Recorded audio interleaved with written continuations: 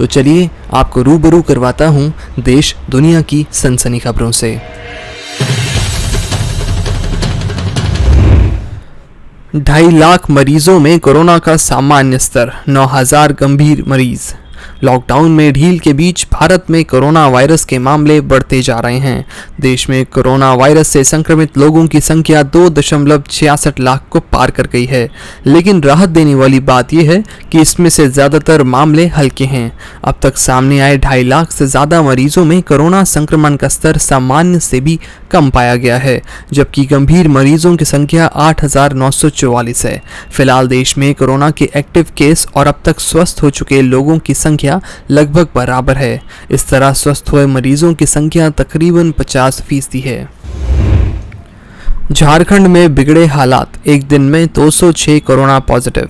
एक और जहां झारखंड के कोरोना संक्रमित मरीज लगातार संक्रमण को मात देकर स्वस्थ हो रहे हैं, वहीं बड़ी संख्या में नए मरीजों के मिलने का सिलसिला भी जारी है। सोमवार को राज्य में रिकॉर्ड 206 मरीज मिले, वहीं 29 स्वस्थ भी हुए। नए संक्रमित मरीजों में ज़्यादातर प्रवासी हैं, जो हाल में दूसरे राज्यों के विभिन्न शहरों से लौटे हैं। राहत की बात यह है कि अब तक राज्य में 519 कोरोना के मरीज स्वस्थ होकर अस्पतालों से अपने घर जा चुके हैं। ये कुल संक्रमित लोगों के आंकड़े का लगभग 40% है। सोमवार को सिमडेगा में सर्वाधिक 59 नए मरीज मिले। फिलहाल पूर्वी सिंहभूम और सिमडेगा में संक्रमण की रफ्तार अधिक दिख रही है। इधर राज्य में अब कुल 823 सक्रिय मरीज हो गए हैं, वहीं कुल संक्रमित की संख्या 1,339 हो गई है। शिवपाल व अखिलेश में गिले शिकवे दूर, अखिलेश को बताया यूपी का श्रेष्ठ विकल्प। उत्तर प्रदेश में विधानसभा चुनाव नजदीक आते देख राजनीतिक दल अपनी बिसात बिछाने में लगे हैं। इसी क्रम में प्रगतिशील समाजवादी पार्टी के राष्ट्रीय अध्यक्ष तथा इटावा के जसवंत नगर के समाजवादी पार्टी के विधायक शिवपाल सिंह यादव ने बड़ा कदम बढ़ाया है। उन्होंने समाजवादी पार्टी के अध्यक्ष अखिलेश यादव को एक पत्र लिखा, जिससे संकेत मिल रहे हैं कि अब समाजवादी पार्टी में उनकी वापसी तय हो गई है। समाजवादी पार्टी के कद्दावर नेता आजम खान के जेल जाने के बाद पार्टी को प्रदेश में जमीन से जुड़े दमदार नेता की कमी खल रही है। पार्टी के संरक्षक मुलायम सिंह यादव के अस्वस्थ होने के बाद से मोर्चा अध्यक्ष अखिलेश यादव ही संभाल रहे हैं। इसी बीच समाजवादी पार्टी ने विधानसभा अध्यक्ष को पत्र भेजकर शिवपाल सिंह यादव की विधानसभा की सदस्यता रद्द करने की याचिका वापस ले ली। इसके जवाब में शिवपाल सिंह यादव ने भी पत्र भेजकर समाजवादी पार्टी के अध्यक्ष अखिलेश यादव का आभार जताया है। यह पत्र उन्होंने 29 मई को लिखा गया था, जो अब वायरल हो रहा है। 15 जुलाई के बाद होगा स्कूलों को खोलने का फैसला, केंद्र सरकार की गाइडलाइन पर ही खुलेंगे। स्कूलों को खोलने को लेकर केंद्र की तरह राज्य भी जल्दबाजी में नहीं है। मानव संसाधन विकास मंत्रालय की ओर से इस मुद्दे पर चर्चा के लिए सोमवार को बुलाई गई बैठक में ज़्यादातर राज्यों ने स्कूलों के खोलने की योजना को अगले 2 महीने तक और स्थगित कर रखने का सुझाव दिया है। तकरीबन 70% स्कूल को क्वारंटीन सेंटर बनाने का बात हो रही है। इनमें करीब 200 केंद्रीय विद्यालय भी शामिल हैं। ऐसे में मंत्रालय ने संकेत दिए कि स्कूलों के खोलने को लेकर कोई भी फैसला 15 जुलाई के बाद ही लिया जाएगा। वियतनाम में नहीं आया कोई नया कोविड-19 का मरीज, देश में नहीं गई एक भी शख्स की जान। देश के स्वास्थ्य मंत्रालय के अनुसार वियतनाम में COVID-19 कोविड संक्रमण के कोई नए मरीजों की सूचना नहीं मिली है। देश में कोरोना वायरस के कुल 332 मामलों की पुष्टि हुई है और अब तक यहां एक भी मौत नहीं हुई है। परती पर भविष्य उपजाने की जिद, गांवों में ही स्वरोजगार की तैयारी। बीते वर्षों में उत्तराखंड ने पलायन का दंश झेला। हाल के वर्षों में करीब 3000 गांव पूरी तरह मानव विहीन हो चुके थे, जबकि सैकड़ों गांवों की आबादी 50% रह गई। पलायन करने वाले करीब 2 लाख लोग कोरोना काल में लौट आए हैं। जिन हालात में ये पलायन को विवश हुए थे, हालात अब भी वही हैं। कठिन भौगोलिक क्षेत्र होने के कारण पहाड़ी, पथरीली, ऊबड़ खाबड़, परती जमीन ऊपर से बुनियादी सुविधाओं का अभाव। किंतु अब इन्हीं प्रतिकूलताओं को मात देकर परती पर भविष्य उपजाने में जुट गए हैं। सफल होंगे तो इनका पुरुषार्थ अमर हो जाएगा और आने वाली पीढ़ियां इनका गौरवगान करेंगी। तब कोई भी यहाँ से पलायन का बाध्य नहीं होगा।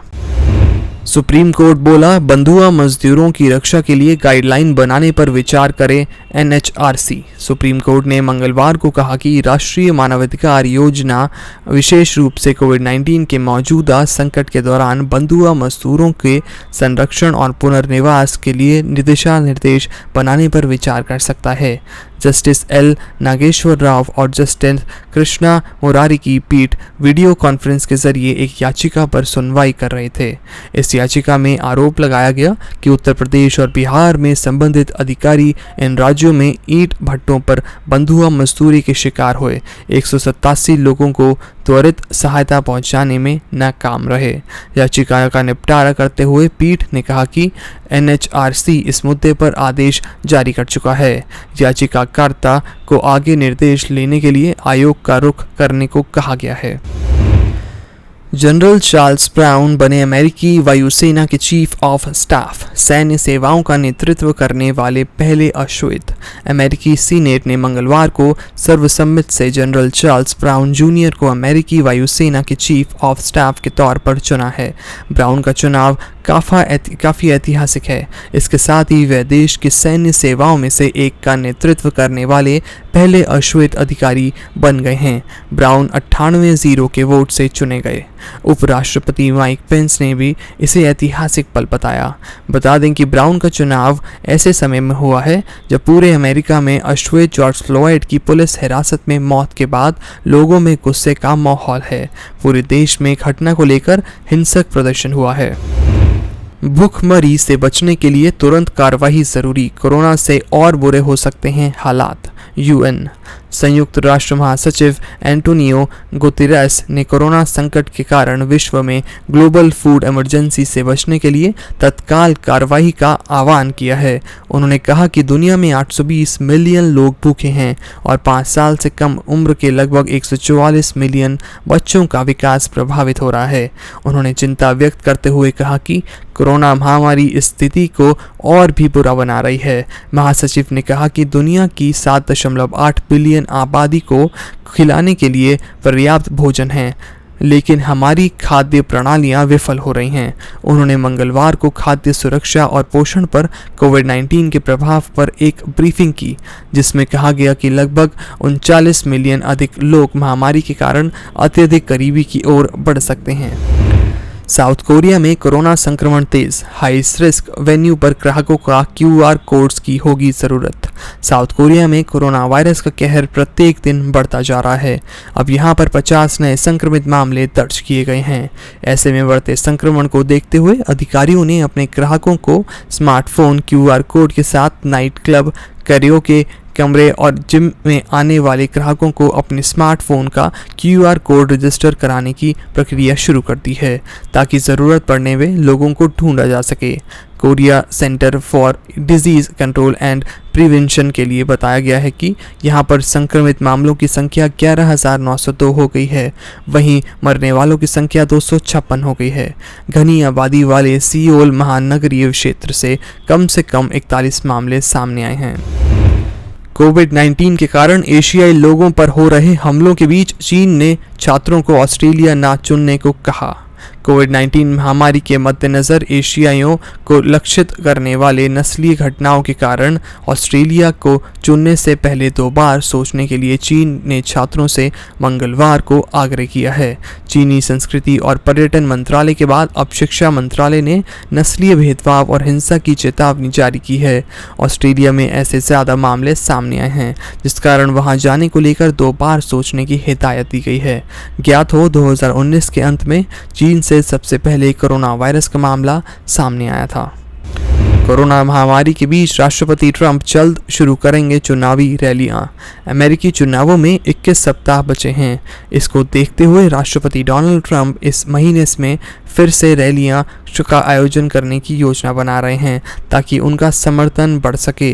रिपब्लिकन नेशनल कमेटी की अध्यक्षा रॉन मैक्टेनियन ने मंगलवार को फॉक्स न्यूज़ टीवी कार्यक्रम को बताया कि ट्रंप सुरक्षा सावधानियों के साथ पूरी रैलियां करेंगे। उन्होंने कहा कि अब वह अपनी रैलियों को फिर से शुरू कर सकते हैं, जिसमें कहा गया है कि राज्यों में कोविड-19 के मद्देनज़र लगाए गए प्रतिबंधों में ढील दी जा रही है, लेकिन यह नहीं बताया कि वह कब होगा।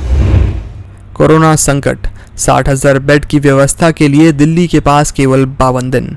राष्ट्रीय राजधानी में तेजी से बढ़ रहे कोरोना वायरस केस के साथ ही दिल्ली में अरविंद केजरीवाल के नेतृत्व वाली सरकार महज 1.5 महीनों में 60,000 कोविड-19 बेड की व्यवस्था करने की जद्दोजहद में लगी हुई है। फिलहाल दिल्ली में 31,000 से ज़्यादा लोग कोरोना केस सामने आ चुके हैं। उप मुख्यमंत्री मनीष सिसोदिया ने कल मंगलवार को पत्रकारों से बात करते हुए कहा कि सरकार का अनुमान है कि दिल्ली में कोविड-19 मामलों की कुल संख्या 31 जुलाई तक बढ़कर 5.5 लाख हो जाएगी। उन्होंने कहा कि इसका मतलब है कि सरकार को इन विकट परिस्थितियों को संभालने के लिए 80,000 बेड की आवश्यकता होगी। भारत में 50 लाख के पार पहुंची कोरोना टेस्ट की संख्या, कुल टेस्टिंग में दुनिया में चौथा नंबर। भारत में कोरोना वायरस के मामले तेजी से बढ़ रहे हैं और अब कुल केस की संख्या 2.76 लाख से अधिक हो गई है। पिछले 24 घंटे में देश में कोरोना केस 10,000 मामले सामने आए हैं। इस बीच अब देश में कोरोना वायरस के मामले कुल 50 लाख से अधिक टेस्ट हो चुके हैं। ICMR के आंकड़ों के अनुसार अब तक भारत में 50,61,332 टेस्ट हो चुके हैं। पिछले 24 घंटे में देश में कोरोना वायरस के कुल 1,45,000 से अधिक टेस्ट किए गए हैं, जो एक दिन में किया गया सबसे अधिक नंबर है। करीब 20 मई के बाद से ही देश में रोजाना 1 लाख से अधिक टेस्ट किए जा रहे हैं। ICMR का लक्ष्य अब इस संख्या को रोजाना 2 लाख तक पहुंचाने का है। 75 साल में पहली बार UN महासभा में इकट्ठा नहीं होंगे विश्व के नेता। कोरोना वायरस संकट ने दुनिया के तौर तरीके पूरी तरह से बदल दिए हैं। हर साल सितंबर के महीने में होने वाली संयुक्त राष्ट्र की महासभा का इस बार होना मुश्किल दिखाई पड़ता है। संयुक्त राष्ट्र महासचिव का कहना है कि इस साल दुनिया के नेताओं का महासभा के लिए आना नामुमकिन है, जो कि 75 साल में पहली बार होगा। दुनिया का पहला कोरोना मुक्त देश बना न्यूजीलैंड। 0 केस की खुशी में PM ने किया डांस। पूरी दुनिया कोरोना वायरस की महामारी से जूझ रही है। अमेरिका जैसी महाशक्ति भी बेकाबू होते जा रहे हालात को संभाल नहीं पा रही है। दुनिया भर के वैज्ञानिक कोरोना के संक्रमण को रोकने की तरकीब और इसकी दवा खोजने में जुटे हुए हैं। इस बीच न्यूजीलैंड से एक अच्छी खबर आई है। न्यूजीलैंड कोरोना मुक्त देश बन गया है। न्यूजीलैंड के एक अस्पताल में भर्ती कोरोना के अंतिम मरीज को भी उपचार के बाद स्वस्थ होने पर घर भेज दिया गया है।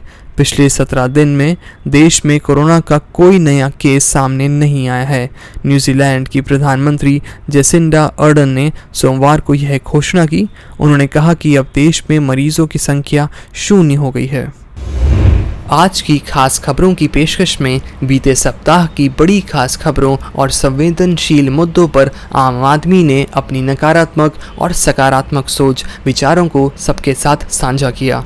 आशा करता हूं कि कल फिर आप हमारे साथ इन खबरों को साझा करेंगे और जुनून, जोश, उत्साह के साथ नई खबरों, मुद्दों पर अपनी बेहिचक टिप्पणी जाहिर करेंगे, क्योंकि भूलिए मत, आप भी इस राष्ट्र का, इस देश का, इस समाज का हिस्सा हैं और अभिव्यक्ति की स्वतंत्रता आपका जन्मसिद्ध अधिकार है। इसी के साथ वक्त है इजाज़त लेने का। नमस्कार।